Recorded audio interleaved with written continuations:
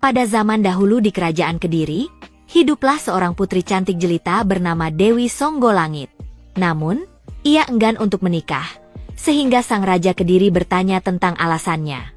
Dewi Songgolangit hanya tertunduk diam dan meminta izin untuk bertapa demi mendapatkan jawaban yang tepat. Setelah beberapa hari bertapa, ia kembali menghadap sang raja dengan syarat yang harus dipenuhi oleh calon suaminya. Syarat tersebut adalah menghadirkan sebuah pertunjukan yang belum pernah ada sebelumnya, menyediakan barisan 144 ekor kuda kembar, serta mempersembahkan seekor hewan berkepala dua.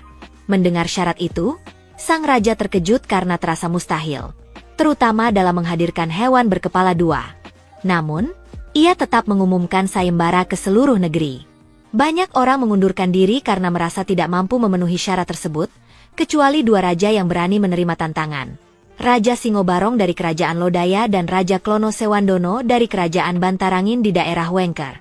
Raja Singobarong adalah manusia setengah harimau dengan bulu lebat yang penuh kutu, sehingga ia selalu ditemani seekor burung merak untuk mematuki kutu-kutunya.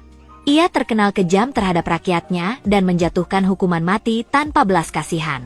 Dalam urusan asmara, belum ada perempuan yang ia anggap layak menjadi permaisuri selain Dewi Songgolangit. Demi memenangi sayembara, ia segera mengerahkan bawahannya untuk mencari kuda kembar, hewan berkepala dua, serta menciptakan pertunjukan baru. Di sisi lain, Raja Klono Sewandono juga mulai memenuhi syarat sayembara. Dalam waktu singkat, ia berhasil mengumpulkan kuda kembar dan menciptakan pertunjukan baru. Namun, ia masih belum menemukan hewan berkepala dua. Mengetahui bahwa Klono Sewandono hampir menyelesaikan syarat, Raja Singobarong merasa khawatir. Ia segera memerintahkan Pati Iderkolo untuk mengirim mata-mata ke Bantarangin, guna mencari tahu perkembangan lawannya. Beberapa hari kemudian, Iderkolo melaporkan bahwa Raja Klono Sewandono hanya tinggal mencari hewan berkepala dua. Mendengar ini, Raja Singobarong langsung memerintahkan pasukannya untuk merampas semua syarat yang telah dikumpulkan Klono Sewandono. Namun, Klono Sewandono telah mencium rencana licik tersebut. Berkat informasi dari Patih Bujangganong, ia mengetahui bahwa ada mata-mata dari Lodaya yang mengintai mereka. Dengan cerdik, ia menyuruh pasukannya menyamar sebagai rakyat biasa agar dapat menangkap mata-mata tersebut. Setelah tertangkap, mata-mata itu akhirnya mengungkap rencana Raja Singobarong sebelum mengakhiri hidupnya sendiri. Mengetahui niat jahat musuhnya, Raja Klono Sewandono memutuskan untuk menyerang kerajaan Lodaya lebih dahulu. Sementara itu, Raja Singobarong yang menunggu kabar dari mata-matanya mulai gelisah.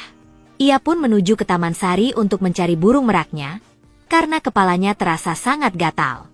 Di sana, ia merasa nyaman saat burung merak mematuki kutu-kutu di kepalanya hingga tertidur pulas, tanpa menyadari bahwa pasukan Bantarangin telah menyerang Lodaya. Serangan ini begitu dahsyat, tetapi tak ada seorang pun berani membangunkan Raja Singobarong karena perintahnya yang melarang siapapun mengganggunya di Taman Sari. Saat pasukan Bantarangin semakin mendekati istana, Raja Klono Sewandono memperhatikan sesuatu yang menarik. Singobarong dengan kepala harimaunya dan burung merak di bahunya tampak seperti hewan berkepala dua. Saat keributan semakin besar, akhirnya Raja Singobarong terbangun. Marah karena tidurnya terganggu, ia bergegas menuju istana dan mendapati bahwa Raja Klono Sewandono adalah dalang dari serangan tersebut. Pertempuran sengit pun terjadi antara keduanya. Klono Sewandono mengeluarkan senjata pusakanya, pecut Samandiman, sebuah cambuk sakti. Saat cambuk itu mengenai tubuh Singobarong, tubuhnya terpental dan jatuh ke tanah. Keajaiban terjadi, lehernya menyatu dengan burung meraknya, menjadikannya makhluk berkepala dua. Singobarong pun kalah dan akhirnya ditangkap oleh pasukan Bantarangin. Setelah semua syarat terpenuhi, Raja Klono Sewandono berangkat ke Kediri untuk meminang Dewi Songgolangit. Sesampainya di sana, ia menampilkan pertunjukan megah. Barisan 144 kuda kembar yang bergerak dalam iringan gamelan, gendang, dan trompet.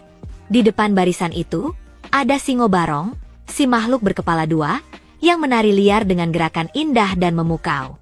Dengan terpenuhinya semua syarat, Dewi Songgolangit menerima pinangan Raja Klono Sewandono, dan mereka menikah.